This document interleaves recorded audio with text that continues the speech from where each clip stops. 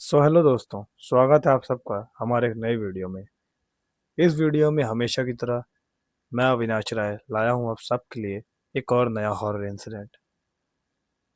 और आज का ये इंसिडेंट थोड़ा सा अटपटा या फिर यूँ कहें थोड़ा सा अलग होने वाला है, क्योंकि ये इंसिडेंट हमें जिसने भेजा है वो एक ऐसे ही शख्स ने भेजा है। कैसा हो अगर मैं आपसे पूछूं कि अगर आपकी कभी लड़ाई हो किसी से और कहीं ना कहीं वो लड़ाई सॉल्व हो जाए, और जिससे भी आपकी वो लड़ाई हुई थी वो किसी और दोस्त के चक्कर में हुई थी, और वो लड़ाई सॉल्व होने के बाद जिस जिसके साथ वो लड़ाई सॉल्व हुई है या फिर जिस यूँ कहीं जिससे लड़ाई हुई थी वो आपके साथ रहने लगे, और साथ रहते रहते एक टाइम ऐसा आए कि आपकी जान तक जाने वाली हो, और आपको पता लगे कि आपकी जान लेने वाला कोई और नहीं, वही है जिसने आपसे कुछ साल पहले समझौता किया था। आज के हमारे इस इंसिडेंट में कुछ ऐसा ही हुआ है। तो आइए बिना किसी देरी के आज का ये इंसिडेंट शुरू करते हैं। ये कहानी हमें किशोर ने भेजी है। किशोर, जिन्होंने अपने स्कूलिंग दिल्ली से ख़त्म की और अब वो बेंगलोर में शिफ्ट हैं और एक अच्छे लेवल पे जॉब कर रहे हैं। कहानी शुरू होती है आज से लगभग 10 साल पहले। किशोर जब स्कूल में थे, उनकी जो क्लास है वो 10th या 12th रही होगी। उन्होंने बताया कि वो उस टाइम पर अपने स्कूल में एकदम बदमाश टाइप के हुआ करते थे। मतलब हम यूँ कह सकते हैं कि एक बच्चा होता है जो सबसे ज़्यादा शरारती होता है, हर किसी से लड़ाई लेना और अपने हर दोस्त को चिढ़ाना, मस्ती करना। एक तरीके से हम जिसे फुकरा कहते हैं आम भाषा में, ऐसा बच्चा किशोर थे क्लास 10th में। और उनके साथ उनके कुछ दोस्त भी थे। और ऐसा हो सकता है कि लड़का दिल्ली में रहता हो या दिल्ली से हो और उसकी संगत गलत ना हो। ऐसा होना बहुत ही मुश्किल होता है। किशोर के साथ भी कुछ ऐसा ही था। किशोर के 4 या 5 दोस्त थे, जिसमें से एक का नाम विनोद, एक का नाम संजय, और एक का नाम नीरज, और एक का नाम अभिषेक था। ये चारों आपस में एक दूसरे से बहुत ज़्यादा क्लोज थे। इनके घर वालों को भी इनकी इस दोस्ती के बारे में पता था, और पता होता भी क्यों ना। इनकी ये दोस्ती 7-8 साल से भी ज़्यादा से चली आ रही थी। जब ये लोग 3rd या 4th क्लास में थे तभी से ये लोग आपस में साथ थे, और कहीं ना कहीं ये लोग एक दूसरे को काफ़ी अच्छी तरह समझते भी थे। लेकिन बस एक दिक्कत थी, दिल्ली में रहने के बाद गलत आदतें अगर किसी को नहीं लगती तो वो इंसान बहुत ही भाग्यशाली माना जाता है। लेकिन अफसोस ये लोग भाग्यशाली नहीं थे। किशोर और इनके दोस्तों को स्मोक करने की आदत थी।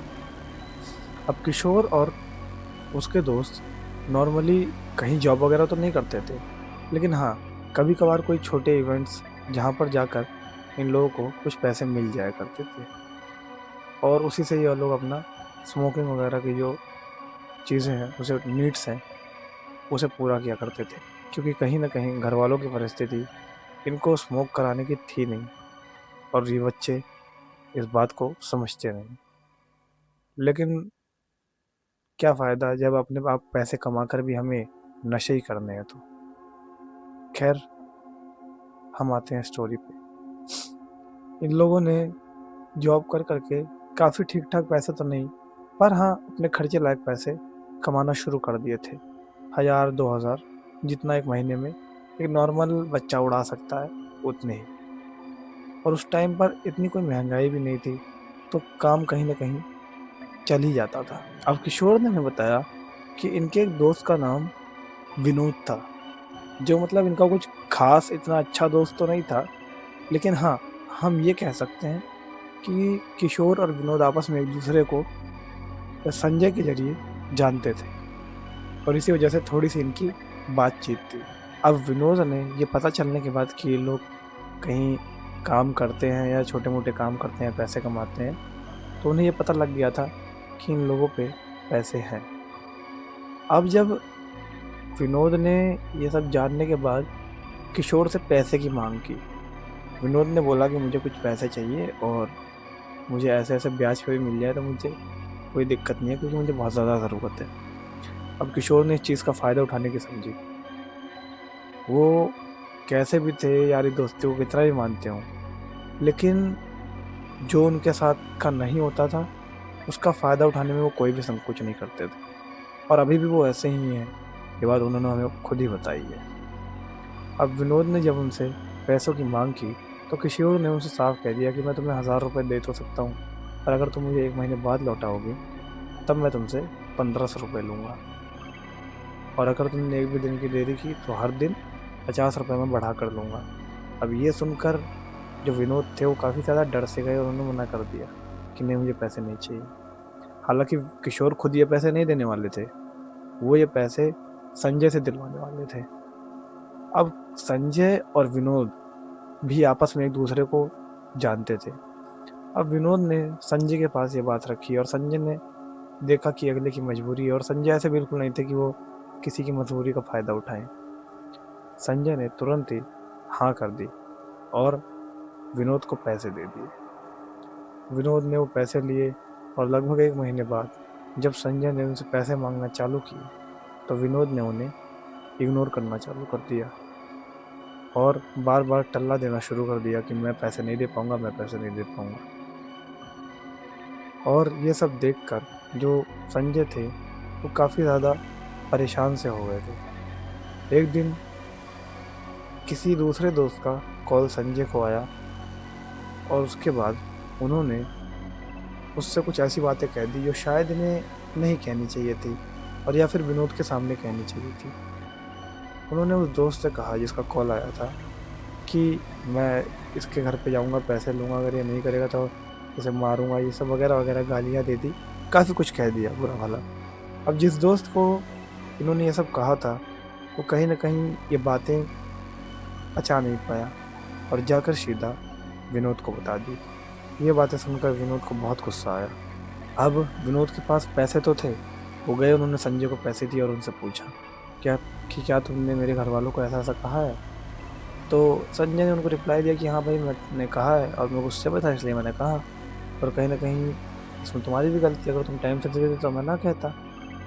तो ये बात सुनकर जो विनोद थे उन्हें काफ़ी ज़्यादा गुस्सा आया और उन्होंने संजय से लड़ाई कर ली और उनसे ये बोल दिया कि मैं कुछ लोगों को लेकर तुम्हारे घर आऊँगा और तुम्हें मारूंगा वगैरह वगैरह, काफ़ी ज़्यादा चीज़ें बोलकर धमका दिया। अब ये सुनने के बाद संजय जो थे वो थोड़े से शरीफ थे, वो इन सब मामलों में इतना नहीं रहते थे वो किशोर के दोस्त, लेकिन कहीं ना कहीं वो थोड़े से अलग थे अपने पूरे फ्रेंड सर्कल में। अब जब ये चीज़ हुई, अब किशोर को जैसे ही ये बात पता लगी, किशोर ने तुरंत फ़ोन किया विनोद को, और विनोद को फ़ोन करने के बाद उन्होंने विनोद को बुरी तरह धमकाया और बोला कि मैं तुम्हारे घर के नीचे आ रहा हूँ संजय को लेकर, और मैं देखता हूँ तुम क्या करते हो और क्या नहीं।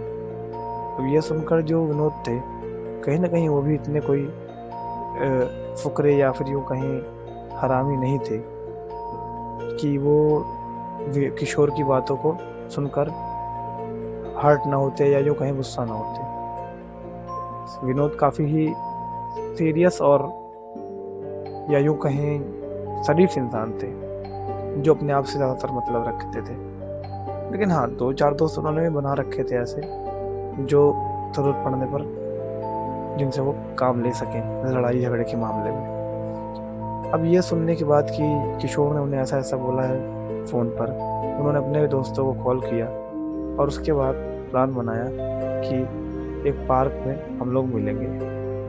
उन्होंने यानी कि विनोद ने संजय को कॉल किया और डायरेक्ट प्यार से बोला कि भाई हम यहाँ बैठ के आएंगे, बात बात करेंगे। अब संजय ने ये बात किशोर को बताई। किशोर, संजय और इनके बाकी के दोनों दोस्त निकल चुके थे विनोद से मिलने।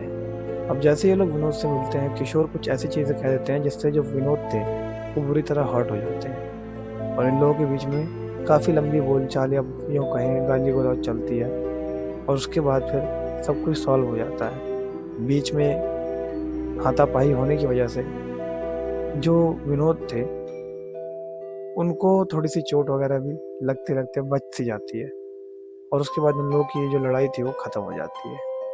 किसी को ज़्यादा चोट नहीं आई थी या यूँ कहें किसी को चोट नहीं आई थी सिवाय विनोद के। और उसके बाद सब लोग अपने-अपने घर चले जाते हैं और एक पर्टिकुलर टाइम के बाद लगभग 1 से 2 महीने बाद जो विनोद थे वो किशोर के धीरे-धीरे क्लोज़ आना शुरू करते हैं। किशोर की बीज भंडार की शॉप थी और जो विनोद थे वो काफ़ी ज़्यादा वहाँ आने लगे थे। किशोर के जो पापा थे वो कभी-कभार उन्हें बैठा के जाते थे लंच वगैरह पे और तब विनोद उनसे मिलने आ जाया करते थे। अब ये चीज़ ज़्यादा होने लगी और कहीं न कहीं ना चाहते हुए भी किशोर जो है वो विनोद के दोस्त बन गए और एक टाइम पर ये लोग काफ़ी ख़ास हो गए थे। अब जब ये सब हो ही गया था तब किशोर ने भी विनोद को सीरियसली लेना शुरू कर दिया। अब सब कुछ अच्छा चल रहा था लेकिन एक चीज़ थी, किशोर अपने बाकी दोस्तों से धीरे-धीरे दूर जाते जा रहे थे और कहीं न कहीं जब भी विनोद उन्हें बुलाते कि चल भाई यहाँ चलना है, तब वो एक कॉल पे आते और ऐसा नहीं था कि विनोद उन्हें बस अपने काम के लिए बुलाते थे। विनोद ने कई बार किशोर को अपने घर पे बुला रखा था खाना खिलाने के लिए। अब चीज़ें आगे बढ़ती हैं। धीरे-धीरे जो किशोर थे वो विनोद के साथ कुछ ज़्यादा ही रहने लगे और इसको देख के जो किशोर के बाकी के दोस्त थे उन्हें रोका भी करते थे कि भाई क्या हो गया, तू तो लोगों के साथ रहने लगा वगैरह-वगैरह, काफ़ी चीज़ें बोलते थे। लेकिन किशोर का इन सब बातों पे ध्यान ही नहीं जाता था और जब भी किशोर पे पैसे होते जैसे दुकान से जो पैसे आते, जो वो अपने खर्चे के लिए निकालते थे चोरी छुपके या फिर जो इवेंट से आते थे वगैरह-वगैरह, सारे हर तरह की चीज़ें वो विनोद को पहले देना ज़रूरी समझते थे। अगर विनोद रात को 12 बजे भी कॉल करते और बोलते कि तू आ जा और अगर किशोर सो भी रहे होते थे तो वो ये नहीं देखते थे कि मुझे नींद आ रही है या मुझे जाना चाहिए या कल मुझे कहाँ जाना है, कुछ नहीं। वो सीधा निकल जाते थे विनोद के पास, ये देखने कि कहीं उन्हें सच में तो ज़रूरत नहीं है। वो कहीं न कहीं किशोर बताते हैं कि वो अपने आप को कहीं न कहीं रोक ही नहीं पाते थे उनकी बातें मानने से। अब आप शायद समझ रहे होंगे कि ये इंसिडेंट किस तरफ जा रहा है। अब एक टाइम ऐसा आता है कि किशोर और विनोद एक साथ कुछ ज़्यादा ही रहने लगे थे, लेकिन जो विनोद थे वो कहीं न कहीं किशोर को इतनी इम्पोर्टेंस नहीं देते थे। वो हमेशा एकदम सेकंड पर्सन की तरह उन्हें ट्रीट करते थे, मतलब एक ऑप्शन होता है जैसे उसकी तरह। अब टाइम धीरे-धीरे बीतता है, चीज़ें धीरे-धीरे और वर्स्ट होने लगती हैं और ऐसे ही एक दिन किशोर के जो पापा हैं उनका एक्सीडेंट होता है और वो फ़ोन करते हैं किशोर को। किशोर को पता लगता है कि हाँ उनके पापा का एक्सीडेंट हो गया है। दुकान बंद करके जाते हैं उन्हें हॉस्पिटल लेके और उन्हें एडमिट ही करवाते हैं और तभी उन्हें विनोद का कॉल आता है और विनोद गुस्से में किसी काम के लिए उन्हें बुलाते हैं गालियाँ देकर। अब किशोर ने हमें बताया कि भाई मुझे ये याद है कि ये बंदा मुझे गालियाँ दे रहा था और बुला रहा था और मेरे पापा का एक्सीडेंट हो रखा था, लेकिन उसके बावजूद भी मैं बहुत तेज़ी से पापा को हॉस्पिटल में छोड़ के इसके काम के लिए इस बंदे के पास गया और ना जाने मुझे क्या हो गया था, मैं क्यों गया पता नहीं, पर मैं गया। किशोर विनोद के पास गए और जाकर पूछा कि क्या काम है। तब विनोद ने इनसे बताया कि इन्होंने यानी विनोद ने चक्की पर आटा रखा, गेहूँ रखा है पिसवाने के लिए जो किशोर को लेके आना है, नहीं तो घर पे खाना लेट बनेगा। अब आप सोचिए एक छोटे से काम के लिए बुलाया था विनोद ने किशोर को, इतना बड़ा काम छोड़कर या इतनी बड़ी इमरजेंसी छोड़कर, और ये काम सुनने के बाद जानते हैं किशोर का रिएक्शन क्या था? हाँ भाई ठीक है यार, चल चल जल्दी चल देते हैं। उन्हें इस चीज़ की बिल्कुल भी टेंशन नहीं थी कि उनके पापा का अभी भी एक्सीडेंट हुआ है और वो उसे छोड़ के आ रहे हैं। अब ये बात आई गई हो जाती है, ये बात इनकी मम्मी को पता लगती है। इनकी मम्मी थोड़ा सा तो नोटिस करती है, लेकिन फिर कहीं ना कहीं ध्यान नहीं देती कि क्या पता चल, ठीक है दोस्त है, हो गया होगा। लेकिन और कोई था जिसे ये बात कहीं ना कहीं रास नहीं आ रही थी, और वो थे किशोर के पापा। उन्होंने चीज़ों को पता लगाना शुरू किया। तब इन्हें पता लगा कि किशोर जो पैसे अपने खर्चे के लिए निकालता है, या इन द सेंस जिसे कहते हैं गले से चुराता है या दुकान से चुराता है, उसे भी वो विनोद को ही देता है। और काफ़ी ज़्यादा अमाउंट का कर्जा जो है वो किशोर के ऊपर हो गया था, लोन ले लेकर, जो लोन उन्होंने विनोद के ऊपर, या फिर यूँ कहें विनोद के भरोसे लिया था। अब ये चीज़ें सुनकर उनके पापा बहुत ज़्यादा शॉक हो जाते हैं, और वो पता करते हैं अपने गांव पे एक ओझा से कि आखिर बात क्या है। तब उन्हें जो ओझा बताता है वो काफ़ी ज़्यादा सीरियस था। उस ओझा ने बताया कि विनोद ने किशोर के ऊपर वशीकरण करा रखा है। जब भी किशोर विनोद के घर खाना खाने जाते थे, तो अपने प्राइवेट पार्ट्स के कुछ बाल या कुछ ऐसी चीज़ें जिन्हें तंत्र मंत्र करके उनके खाने में मिला के उन्हें खिलाया जाता था। और ये वशीकरण बहुत ही ज़्यादा ऊपर लेवल पर नहीं पहुंचा था, लेकिन पहुंचने वाला था। अब विनोद की ये चीज़ें सुनकर किशोर के पापा बहुत ज़्यादा परेशान हो जाते हैं, और उस ओझा से बोलते हैं कुछ करने के लिए। उस ओझा ने काफ़ी ज़्यादा तंत्र मंत्र या यूँ कहें उपाय वगैरह करके किशोर के पापा को ये तसल्ली दी कि अब सब कुछ ठीक हो जाएगा। लेकिन कहीं ना कहीं ये चीज़ें ठीक होने का नाम ही नहीं ले रही थी। किशोर विनोद से मिलना बंद ही नहीं कर रहे थे।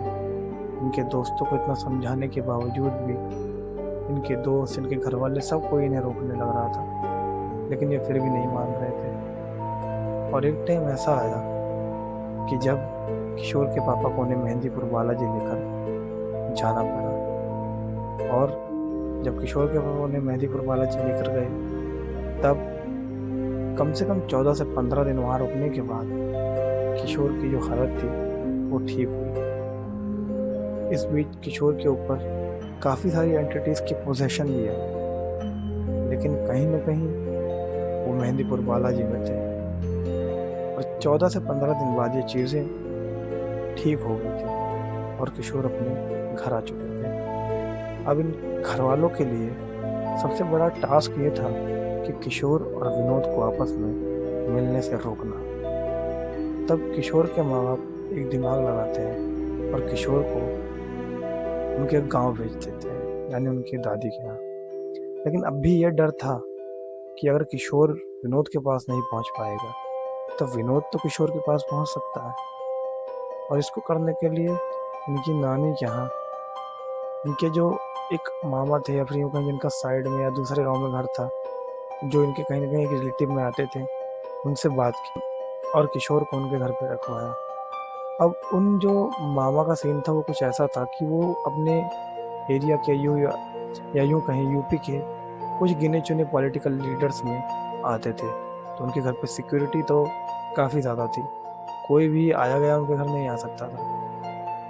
अब जो विनोद की फ़ोटो है वो सर्कुलेट कर दी गई थी किशोर के मामा के पास। लगभग 3 से 4 साल तक किशोर को अपने मामा के यहाँ बस इस डर में रहना पड़ा कि कहीं विनोद दोबारा से वो चीज़ें ना करे। काफ़ी अटैक्स हुए विनोद की वजह से किशोर के ऊपर, जो उन्होंने किसी तांत्रिक से करवाए थे, लेकिन कहीं ना कहीं एट द एंड कुछ प्रोटेक्शंस की वजह से किशोर बचे रहे। और उसके बाद उन्हें मुंबई भेज दिया गया जॉब के लिए, और वहाँ जाकर उन्होंने ठीक ठाक जॉब पकड़ी और वहाँ जॉब करने लगे। और अब किशोर की शादी हो रही है, और काफ़ी जल्द उनकी शादी हो भी जाएगी। और अब किशोर ने हमें बताया कि वो इन चीज़ों से अब काफ़ी ज़्यादा फ्री हो चुके हैं, या जो कहें उन्हें अब फ़र्क ही नहीं पड़ता कि विनोद क्या है क्या नहीं, क्या करते हैं क्या नहीं। अब वो उनके बारे में सोचते भी नहीं हैं। ऐसा इसलिए हो पाया क्योंकि कहीं ना कहीं ये जो पोजेशन था ये बहुत ज़्यादा स्ट्रॉन्ग नहीं था, या यूँ कहें थोड़ा सा वीक था। अगर कभी आपके साथ कोई स्ट्रॉन्ग पोजेशन या यूँ कहें वशीकरण हो जाए तो क्या होगा आपके साथ? क्या आपने कभी ये चीज़ सोची है? क्या होगा जब आप अपने ही कंट्रोल में नहीं रहेंगे तो? तो दोस्तों, ये था आज का एक छोटा सा इंसिडेंट जो हमें भेजा था किशोर ने। इस वीडियो में हमने जितने भी नाम बताए हैं वो सारे काल्पनिक हैं, लेकिन ये इंसिडेंट पूरी तरह सच पे आधारित है। ये आपको मज़ा दे ना दे, पर एक सीख ज़रूर देगा। और आप लोगों में से कुछ लोगों के बहुत अच्छे अच्छे कमेंट हमें मोटिवेट कर रहे हैं आगे की वीडियोस बनाने के लिए। और हाँ, एक बात और, अगर किसी को भी हमारे साथ जुड़ना है या काम करना है तो प्लीज़ यूट्यूब पर कमेंट ना करके इंस्टा पर डीएम या फिर पर्सनली मैसेज कर सकता है। कुछ लोगों ने हमारे वीडियोस पर ये भी कमेंट किया है कि उन्हें स्टोरी लिखना आती है या स्टोरी राइटिंग का शौक है या अच्छी स्टोरी लिखते हैं।